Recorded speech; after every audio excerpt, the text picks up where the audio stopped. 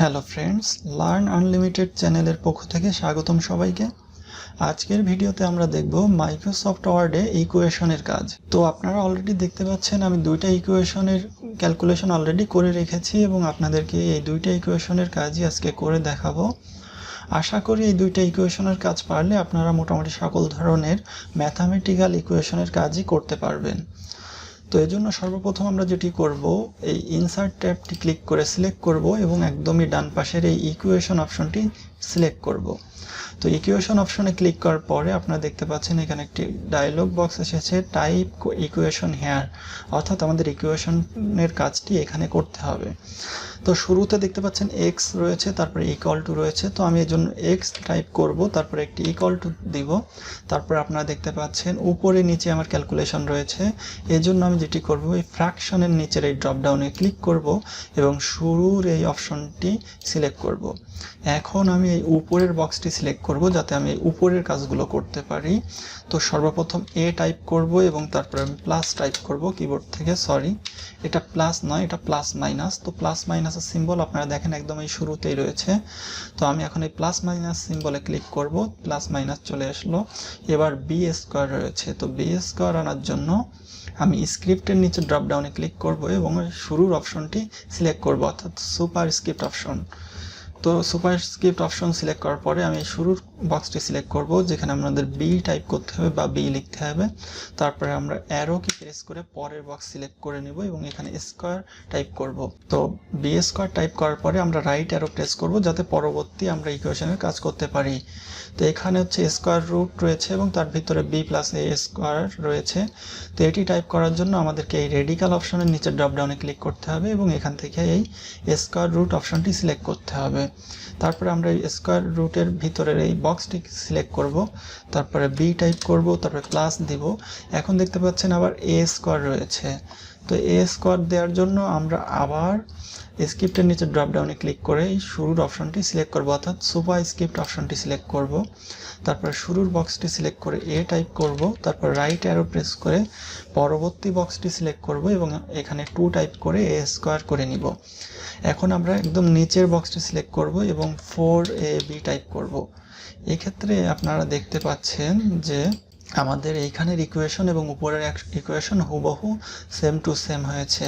তো আমি এখন এই ইকুয়েশনটি সিলেক্ট করব, তারপরে হোমে চলে যে লেফট অ্যালাইন অর্থাৎ টেক্সট অ্যালাইন লেফট করে নিব। এক্ষেত্রে আপনারা দেখতে পাচ্ছেন এই নিচের ইকুয়েশন এবং উপরের এই ইকুয়েশন একদমই সেম টু সেম আমরা করতে সমর্থ হয়েছি।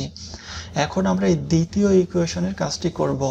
তো এজন্য আমরা আবার ইনসার্ট ট্যাবে ক্লিক করব, তারপরে এই ইকুয়েশন অপশনে ক্লিক করব এবং আমরা এখানে ইকুয়েশন টাইপ করব।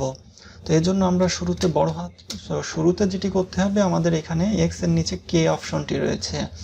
তো এই জন্য আমরা আবার স্ক্রিপ্টের নিচে ক্লিক করব এবং এখন আমরা এই সাব স্ক্রিপ্ট অর্থাৎ দ্বিতীয় অপশনটি সিলেক্ট করব। তারপর শুরুর বক্সটি সিলেক্ট করে বড় হাতের এক্স লিখব এবং নিচের এই বক্সটি সিলেক্ট করে আমরা এখানে কে লিখব। তো তারপরে আমরা আবার রাইট অ্যারো প্রেস করব যাতে নেক্সটে চলে যায়। এখন আমরা একটি ইকুয়াল টু দিব, তারপরে এখানে দেখতে পাচ্ছেন আপনারা 1/9 রয়েছে। তো এই জন্য আমরা আবার ফ্র্যাকশনের নিচে ড্রপডাউনে ক্লিক করব, তারপরে শুরুর অপশনটি সিলেক্ট করে একদম উপরের বক্সটি সিলেক্ট করে অন প্রেস করব বা টাইপ করব। তারপর কিবোর্ড থেকে ডাউন অ্যারো প্রেস করে নিচের বক্সটি সিলেক্ট করব এবং বড় হাতের এন টাইপ করব। তো তারপরে আমরা রাইট অ্যারো প্রেস করব যাতে ডান পাশের কাজগুলো করতে পারি। তো আমরা এই ক্ষেত্রে খেয়াল রাখবো, দেখা গেল আমরা নিচের এই বক্সের কাজ করার পরে আমরা এইখান থেকে আবার কোনো কিছু লেখা শুরু করলাম, সেক্ষেত্রে যেটা হবে নিচ থেকেই লেখা শুরু হবে। কিন্তু আমাদের তো এখানে ডান পাশ থেকে রয়েছে। তো ডান পাশ থেকে লেখার জন্য বা কোনো ক্যালকুলেশন করার জন্য আমাদেরকে রাইট অ্যারো প্রেস করে ডান পাশের অপশনটুকু সিলেক্ট করে নিতে হবে। তো যাই হোক, তারপরে আমরা হচ্ছে এই অপশনটি আমরা কাজ করব।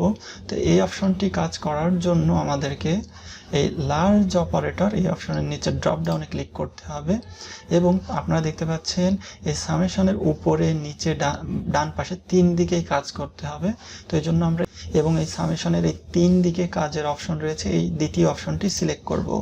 তারপরে আমরা একদম উপরের বক্সটি সিলেক্ট করব, যেহেতু আমরা একদম উপরের কাজটি আগে করতে চাচ্ছি, এবং কিবোর্ড থেকে বড় হাতের N টাইপ করব, তারপরে -1 দিব।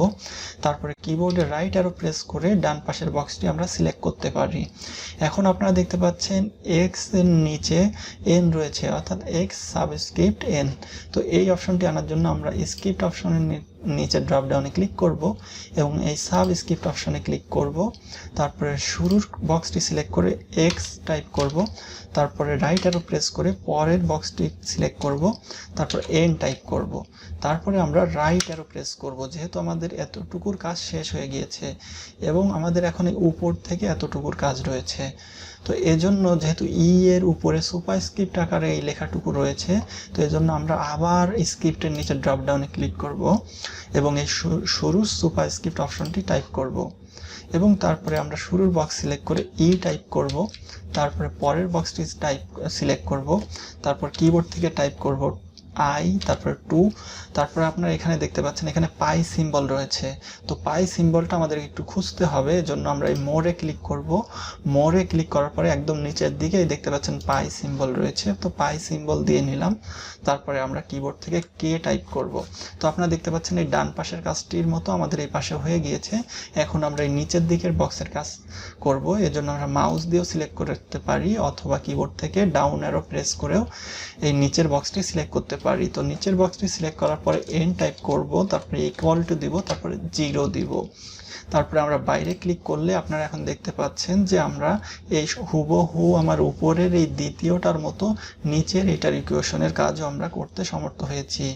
তো আপনারা দেখতে পেলেন কিভাবে খুব সহজেই মাইক্রোসফট ওয়ার্ডে ইকুয়েশনের কাজ করা যায়।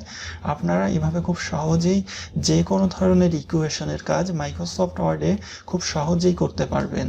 তো ভিডিওটি ভালো লাগলে অবশ্যই বেশি বেশি লাইক, শেয়ার, কমেন্ট করবেন এবং চ্যানেলটি সাবস্ক্রাইব করে বেল আইকন প্রেস করে রাখবেন। ধন্যবাদ সকলকে।